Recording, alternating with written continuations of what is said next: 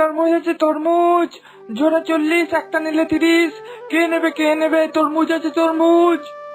টকটকে তরমুজ, একটা নিলে 30, দুটো নিলে 40। তাড়াতাড়ি এটা নিয়ে যাও, এই অফার মিস করলে আর পাবে না। তরমুজ তরমুজ তরমুজ। কি দাদা, আমাদেরকেও তো একটু ব্যবসা করে খেতে দাও।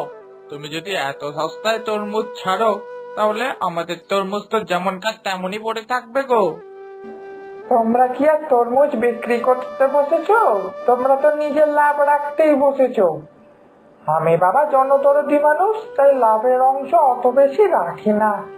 তোমরা তো পার তরমুজের পিছু 2 টাকা 3 টাকা করে লাভ করে নাও। আমি বাবা জনদরদি মানুষ, অত লাভ রাখি না। ওই 5টা 6টা তরমুজ বিক্রি করে যদি 1-2 টাকা লাভ হয় তাই রাখি। এরম যদি জলের দামে আমরা ব্যবসা করতে শুরু করে দিই, তাহলে বাড়িতে গিয়ে বউ বাচ্চার মুখে কি খাওয়াবো বলো তো? এরম ভাবে কি চলে? দেখলে তো, এরকম অতিরিক্ত তোমরা লাভ করতে যাও, ওই জন্যই তোমাদের আজকে এই অবস্থা। শোনো, তোমাকে আর এত আমি কৈফিয়ত দিয়ে কি করব বলো দেখি। একটা পরামর্শ দিই।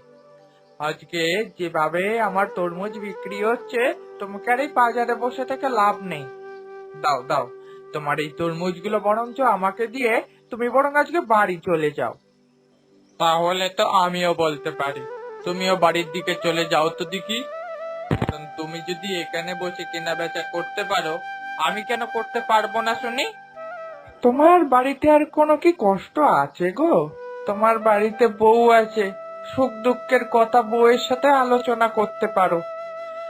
আমার কি আর তোমার মতো ভাগ্য ভালো গো? বাড়িতে কি আর আমার বউ আছে? এমন করে গলা শুকাচ্ছ কেন গো? আমাদের বাড়িতে তাও তো মাত্র একখানা করে বউ, তোমার তো দুখানা বউ গো। বাড়িতে একখানা বউ থাকার থেকে 2খানা বউ থাকলে যে কি জ্বালা, সে আর তুমি কি বুঝবে বলো? ছাড়ো ছাড়ো, তোমার এই তরমুজ গুলো আমাকে দিয়ে তুমি বরং বাড়ির দিকেই যাও। আমি বরং তোমাকে এই তরমুজ বাবদ কিছু টাকা দিয়ে দিচ্ছি। তাই বরং ভালো। নাও নাও, তোমাকে আমি তরমুজগুলো দিয়ে দিচ্ছি। এখন টাকা পয়সা দিতে হবে না, আগে তরমুজগুলো তুমি সব বিক্রি করে নাও। তারপর ওবেলা তুমি আমার বাড়িতে এসে টাকা পত্র দিয়ে সবকিছু হিসাব টিসাব বুঝিয়ে দিও, কেমন?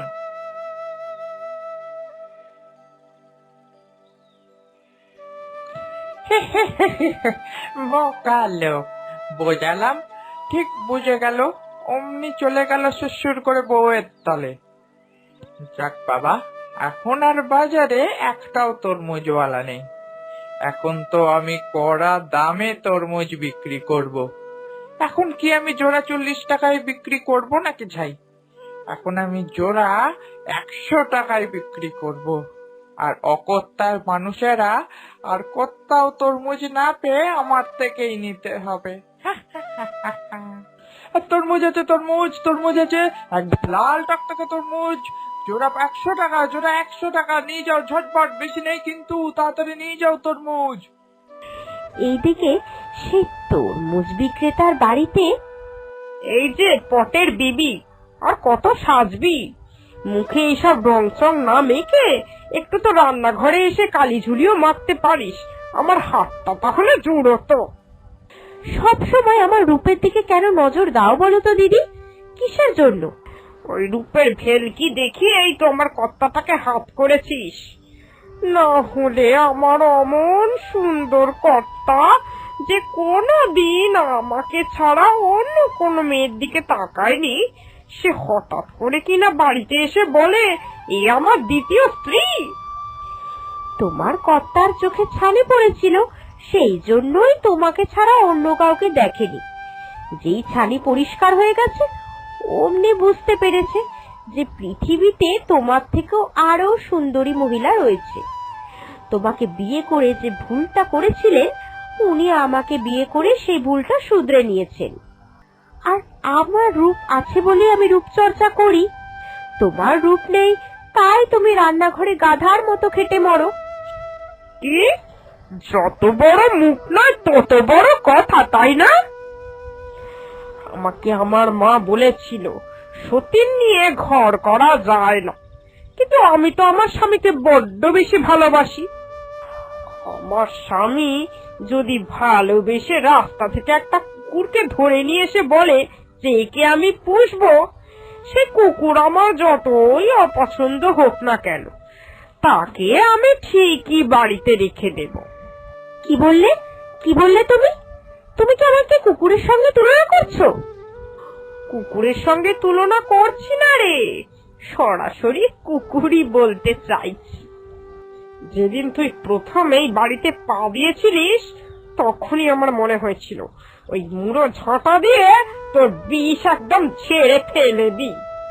কি যে বিষ, সেটা এই গায়ের সকলেই জানে গো। আর তোমার কর্তা বিষ পেয়েছে বলে সেই জন্যই অমৃতের লোভে দ্বিতীয়বার বিয়ে করেছে, বুঝেছো? ট্যাক করে কথা বলবি না একদম। আমার সঙ্গে লাগতে এলে ট্যাক ট্যাক করে কথা তো আমি শোনাবই। দ্বিতীয়বার আর আমার সঙ্গে লাগতে আসবে না, আমিও কোনো কথা শোনাবো না। কি হয়েছে? খেতে দিয়েছো, বাতাস করো। যা কাঠফাটা গরম পড়েছে, এই গরমে কি আর এরম ভাবে পারা যায়? পারবো না আমি। এই যে দুবেলা রেঁধে বেড়ে খাওয়াচ্ছি, এই অনেক।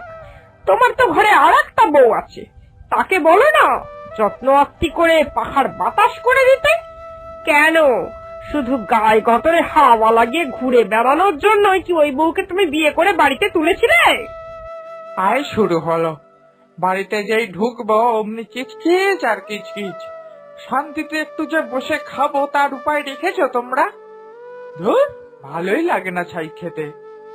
শান্তি তোমাকে দিতাম, অবশ্যই শান্তি দিতাম, যদি তোমার ছোট বউ একটু সংসারের কাজে হাত লাগাতো। খাবার ফেলে উঠো না, আর খাবার ফেলে উঠলেই বাকি তোমারই সারা রাত পেটে কাঁদবে। যা একটা দজ্জাল বউ এনেছো, স্বামী খেলো কি খেলো না সেই হুঁশ ওনার নেই। ঘরে গিয়ে দেখবে যাও, তোমার খাবার আগে খাওয়া দাওয়া সেরে খাটে উঠে বসে রয়েছে। কি ব্যাপার, বিছানা না করে এভাবে চুপচাপ বসে রয়েছো যে? তোমায় কিছু কথা বলার জন্য আমি এইভাবে বসে রয়েছি। জানো তোমার বড় বউ আমার সঙ্গে ঠিক কিরকম ব্যবহার করে সারাদিন? ধর, দাওয়াতেও খিচকিচ খিচকিচ, এখানেও তোমার খিচকিচ খিচকিচ। আমার আর এই সংসারে থাকতে ভালো লাগে না ব্যাং। তা যখন ভালো লাগেই না, কি করতে তুমি আমাকে বিয়ে করে এনেছিলে? বিয়ের আগে তো খুব বলেছিলে যতই বাড়িতে বড় বউ থাক তোমার সম্মান তুমি পাবে। কোথায় গো, এখন তো আমি সম্মানের কানাকড়িও পাচ্ছি না। সকাল থেকে উঠতে বসতে খালি খোঁটা দিচ্ছে কেন আমি সংসারের কোনো কাজ করি না, কেন আমি রান্না বান্না করি না। তুমি বলো, আমি যদি আমার এই সুন্দর রূপ নিয়ে ওই রান্নাঘরে যাই, এই সুন্দর রূপটা আর থাকবে? তাহলে তুমি রান্না বান্নার জন্য বড় বউয়ের উপর নির্ভর করে থাকোই বা কেন? নিজের রান্না নিজে করে নিতে পারো না? নিজের রান্না যদি নিজে করে নিতে পারো, তাহলে আর এসব কথা তোমাকে শুনতেও হবে না। তাহলে তোমার বড় বউ কি করবে আমি যদি নিজের রান্না করে নিই? তুমি জিজ্ঞাসা করো না, শুধুমাত্র রান্নাটুকুই তো করে। ঘর মোছা, উঠোন ঝাড় দেওয়া, সব কাজ তো আমাকেই করতে হয়। ঘরের এত কাজ করার পরেও রান্নাটুকুর জন্য কম খোঁটা দেয়? শোনো, আমি কিন্তু বলেই দিচ্ছি, আমি শুধুমাত্র তোমার আর আমার রান্না করব। বাড়ির কুকুর বিড়ালের জন্য আমি রান্না করতে পারবো না। দেখলে দেখলে, আমায় কুকুর বিড়ালের সঙ্গে তুলনা করলো, তোমার সামনেই বললো।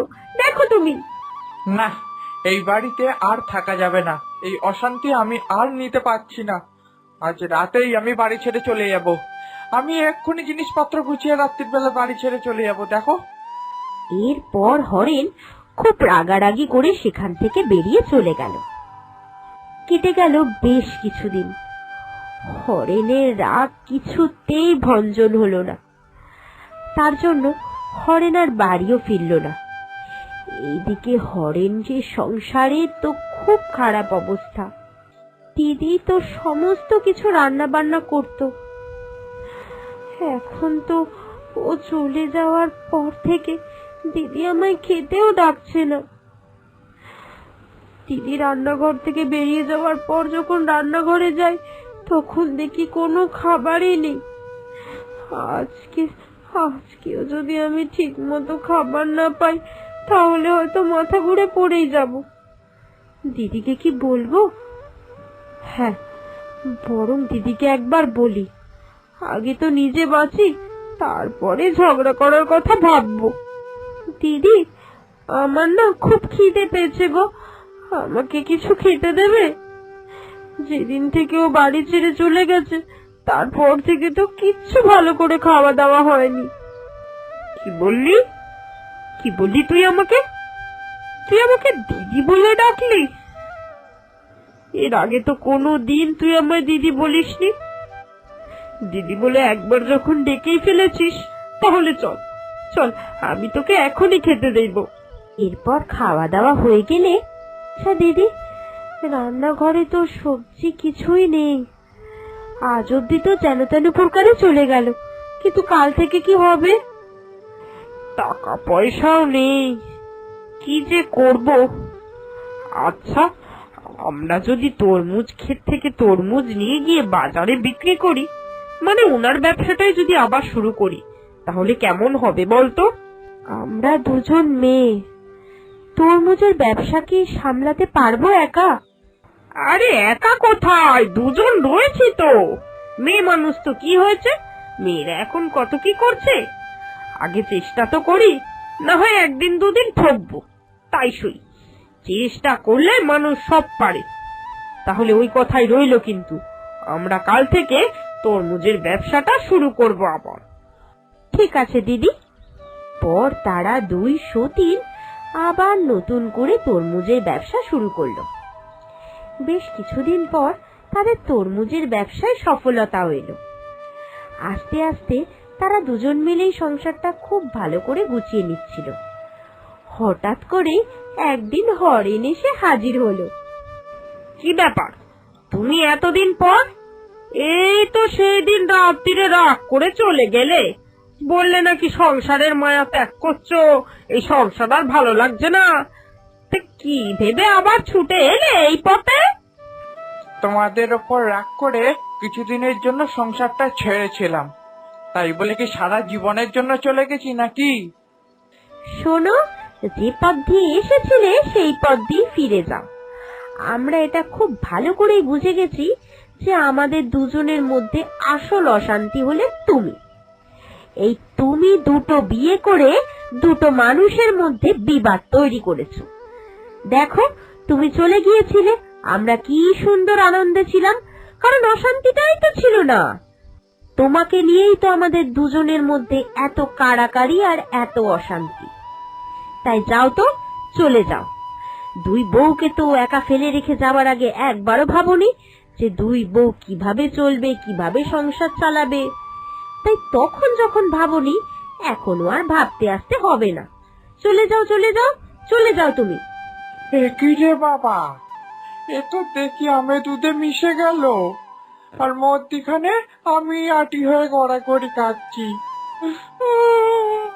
কখনো ভাবতেও পারিনি আমাকেই শেষমেশ আটিটা হয়ে যেতে হবে। তুই